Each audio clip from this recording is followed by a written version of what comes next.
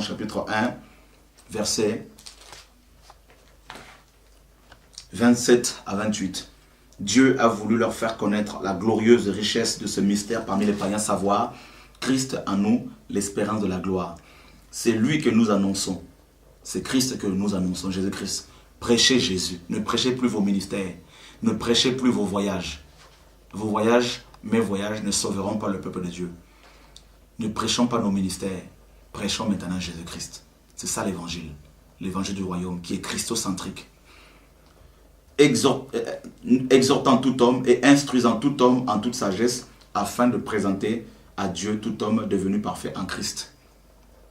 Vous pasteurs, vous apôtres, vous prophètes, vous docteurs, vous évangélistes, vous qui dirigez les églises, vous les anciens, le peuple sur qui Dieu vous a établi, Dieu nous demande à leur prêcher Jésus et Jésus seul, à les instruire dans la sainte doctrine, à les exhorter dans la sainte doctrine, à demeurer ferme dans la vérité. Pourquoi? Parce qu'à la fin de temps, vous aurez des comptes à rendre à Dieu. J'aurai des comptes à rendre à Dieu.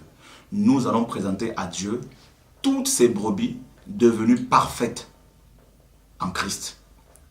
Il faut qu'ils ressemblent, ces bien-aimés sur lesquels Dieu vous a établi, qu'ils ressemblent à Jésus-Christ à la fin de temps.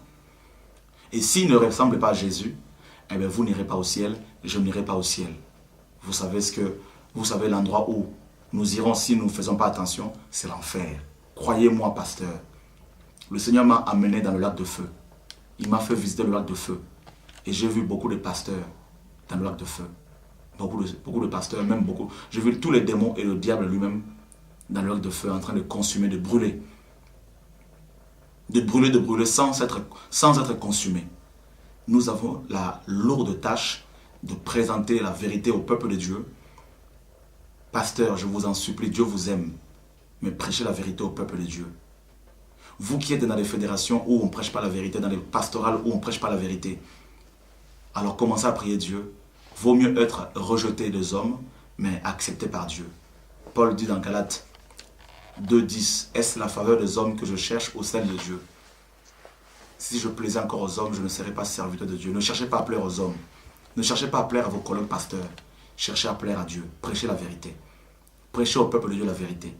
Ce ne sont pas vos boutiques, les églises sur lesquelles Dieu vous a établi. Si Dieu vous a établi, et vous qui dirigez les églises aussi, si vous n'avez pas reçu un appel de Dieu, quittez ces responsabilités. Redevenez de simples chrétiens. Parce que vous aurez des comptes aussi à rendre à Dieu. Oui, je vous aime, je ne suis pas mieux que vous, mais Dieu me dit de dénoncer le péché dans les églises à Paris, de dénoncer les titres que beaucoup de pasteurs portent. Beaucoup de pasteurs commencent à faire ils commencent à avoir des meetings politiques dans Paris ici. C'est l'abomination que nous sommes en train d'assister ici.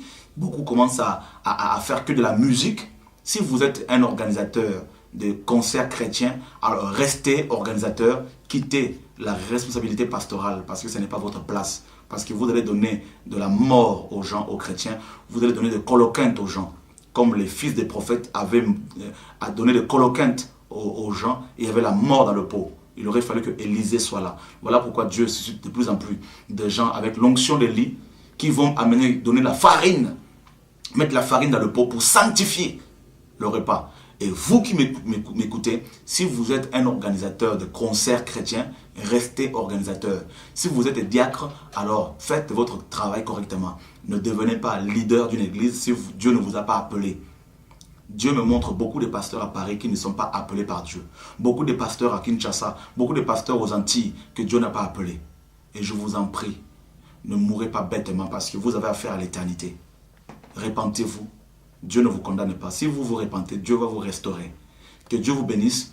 Vous qui avez cette cassette ou ce CD ou ce DVD, faites-le passer aux autres afin que ce message soit communiqué à tous les chrétiens. Nous sommes à la veille de l'éternité, à la veille de l'enlèvement de l'Église. Le Seigneur, notre Dieu, revient bientôt nous délivrer de ce monde des ténèbres. Que la gloire revienne à notre Dieu, le Père de notre Seigneur Jésus-Christ, et à Jésus-Christ, notre Seigneur et Sauveur, au nom de Jésus-Christ, par son Saint-Esprit, l'Esprit de feu, l'Esprit de sainteté, au nom de Jésus-Christ. Soyez tous bénis. Je vous aime dans le nom du Seigneur, Église de Christ à Paris, Église de Christ en France, Église de Christ en Europe, Église de Christ dans les nations. Soyez bénis tous au nom de Jésus-Christ de Nazareth. Amen.